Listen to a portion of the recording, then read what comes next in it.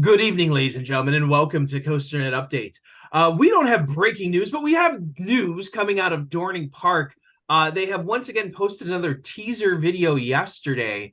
So we thought we would take this time because we kind of talked about what we knew with the evidence that we have, with the footers, with the stuff that's been filed, with what type of ride it's going to be. But we really never dove into this teaser campaign very much.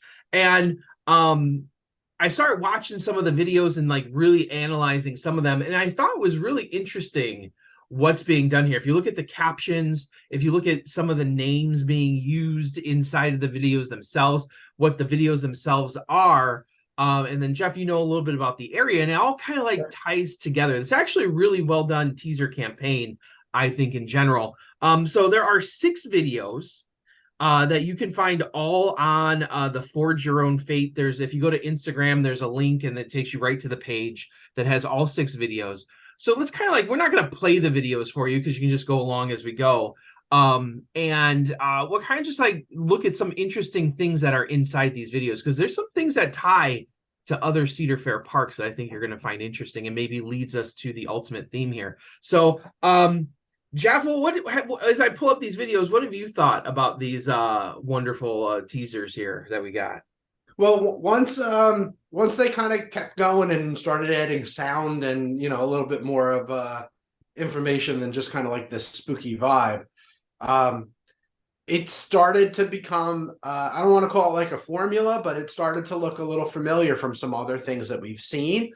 We just most recently we saw Zambezi Zinger is the Zambezi Tour Company. I think that we're going to have some sort of stand-in for Bethlehem Steel.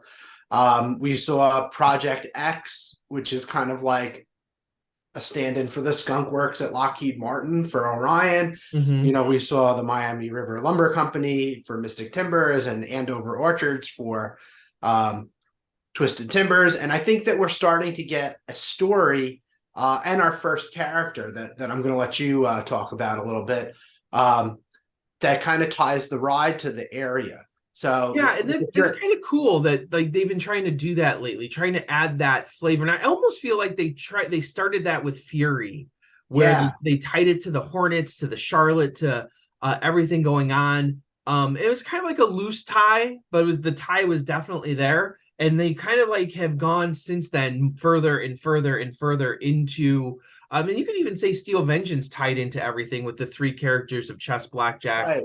For the area, for the parks area, but the parks area at least, not so much for the overall Sandusky area.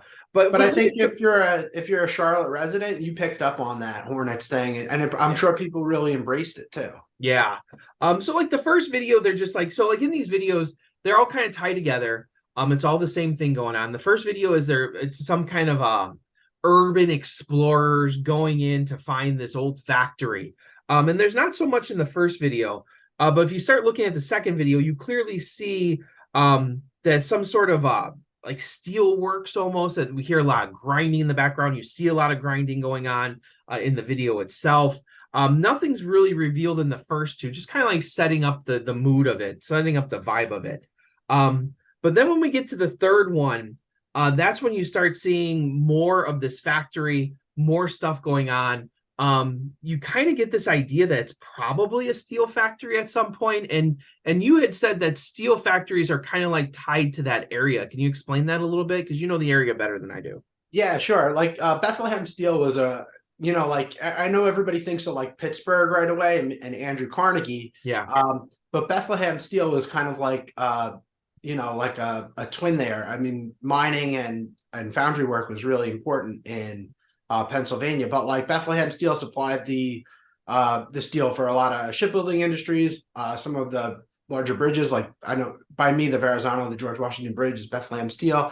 The Empire State Building, the Chrysler Building, that's Bethlehem Steel. So they certainly are known for having big projects. It's a defunct company, but I think it's still ingrained in the area. And Allentown is the twin city to Bethlehem. So it's all in that Lehigh Valley. So I think that, even, spreading out from the park, it's really going to land with the people in that area, just like I'm sure Hershey really lands with the people, in Lancaster. Yeah. So and like it's in the fourth video that we get our first glimpse of this character that we're seeing more and more of. We see a sign on the wall, a painting, a painted name on the wall, and you don't see the whole name, so it's hard to really tell in the fourth video. But then when you get to the fifth video, they come right out and show you there is a plaque on the wall. They open up with Hiram McTavish, and Hiram McTavish is an interesting name because if you research this name, if you type it in, you'll find a whole bunch of other stuff. You said there's something like a McTavish like steel company too, right? That there's Oh no, well, I have a workshop, and I know that like a supplier that makes like tool cabinets is called McTavish. I don't know if it's like a family name or if there's a first name that goes along with that. I'm used to seeing the plate. But what's interesting is if you find this name, Knott's Berry Farm actually has a tombstone in their old cemetery in Ghost Town. There's a whole little cemetery with a whole bunch of tombstones with a bunch of little poems and limericks on it. And I'll read it to you because I have the picture here. I can't put it up because it's not my picture, so I don't steal pictures like other YouTube channels do. So Hiram McTavish, 1836 was the year. Legend has it the heart will be at again after 100 years. Any varmint placement their foot on his grave who feels that beaten will soon be saddled with good luck. So it's actually a good thing. So hold on, Andy. I think you're reading the date wrong. That's 1886. 1886, but 1886. But so if we go 100 years in the future, in this location that we think that this new coaster is going to be on, what was in that location? So in 1986, Laser opened in that location. Yeah, so that location has had a number of rides. So we've had Laser there, we've had Stinger there. Do we have one other one there? I think just those two. Before right? that, I don't know. Yeah, in 1986, I was in first grade. so Laser and Stinger have both been there. So we have this name, and now this same name is being used in this video. This Hiram McTavish, that it's his steel factory. Right.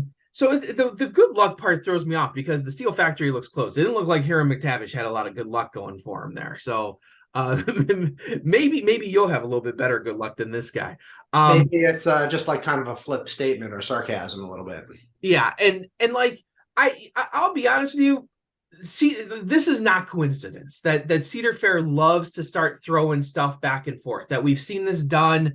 In the different stations of Twisted Timbers, of Mystic Timbers, we see call outs to other parks, right? Just in the theming, just in like the scenery, like even if it's just like a cargo box that's painted with something that says, Miami River Oil, something, and then you see it at Cedar Point. So we see this happen all the time. So they're trying to connect some of the lore of these parks together, which I think is kind of cool. I feel like in Copperhead Strike in the queue, there's stuff like that too that points to other parks. Yes, like and they've been doing this more and more. So it's not surprising to me that all of a sudden the people at Dorney are taking a name from Knott's Berry Farm that has some kind of history. We might find out once the actual ride gets announced what the actual connection there is. But there is a connection. I guarantee you there is a connection there.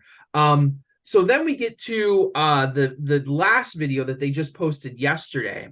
And it's just like an old desk with some old phonographic music. I tried to figure out what song this is. The song's very weird.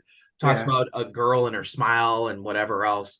I tried to find the music. I could not find the music at all. So they did a very good job like picking a song that you cannot find. Because I tried to Shazam it. I tried to type in the lyrics. Couldn't find it all. Maybe someone else out there has a better luck than I do. So all of these things kind of tied together, this theme of an old steel factory, this maybe robber baron who ran it, who is now gone, because there's also this theory out there that this is going to be tied to a haunt as well. That's not just a ride, that you're going to have a themed ride plus a haunt. So it kind of all ties together, because a lot of people on Instagram and Twitter are like, oh, they're just announcing a haunt. And no, they're announcing both here. It seems that there's going to be a haunt and a ride. So it's kind of interesting that they're going to tie that together. And I think an old steel factory is a really good theme for a haunt when you think about it, right?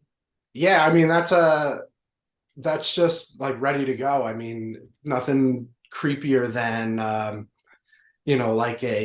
like a forbidden place or a disused place, right? And it's like you got the grinding noises, you got the saws, you There's got like an element of danger too. Yeah. the element of danger. You could use fire, like not real fire, but you could use fire like heat effects, like a blast furnace, something like that. So and then the last thing I wanted to go over, before we actually get to how this actually ties into the roller coaster, because I think it's actually kind of a cool idea that we have.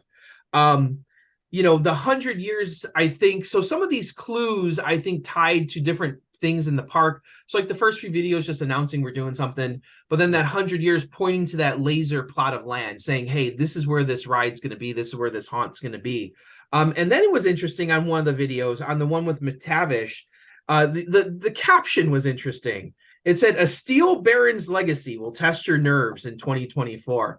So it's funny that they use the word baron there. And yeah, you can tie it to, the robber barons of the early 1900s and late 1800s. But we also know Baron 1898 is a dive coaster that's, if this is a dive coaster, going to follow a very similar path to this one. So you have this like twin. I don't think it's going to be a clone. I really don't. No. But it's going to be like a twin of what's out there in Europe called Baron 1898. That's also a highly themed dive coaster. That if you've seen pictures of it, the lift hill's completely themed. It's a very different very different style, being a lot like Alpengeist, how Alpengeist has that, ski lift type lift hill as opposed to the standard beam supports. This one also has a very interesting lift as well. And there's like kind of a little bit of a Snoopy tie-in too, because he's like the Red Baron. It's like his alter ego, yeah, and like kind of has that dive bomb. And that's what we need, a Snoopy haunt, a legit Snoopy haunt. Like I said that when there was that rumor that they were losing the Intimidator license, I was like, they should just make it the Red Baron and throw Snoopy. Oh, right. That was a rumor. That never came to pass. No, it's all good. They just want to clearance out their store, apparently, and put candy. Yeah. So we have all these different clues together. So what does this mean for the ride itself? And we know, we think it's going to be a dive coaster. And I said to you just previously, wouldn't it? So we have this steel factory. Like, what if you're, and I don't know what's going to happen with the station. Maybe the station's going to be the factory. I don't know if you're going to go through stuff and then get to the station. Because I know Six Flags Fiesta Texas has been doing a lot with highly theming their rides, like adding a lot of like onto like the queue lines, adding on a lot to the stations. Yeah. That there's an experience even before you get on the ride. And then you get on the ride and that story continues.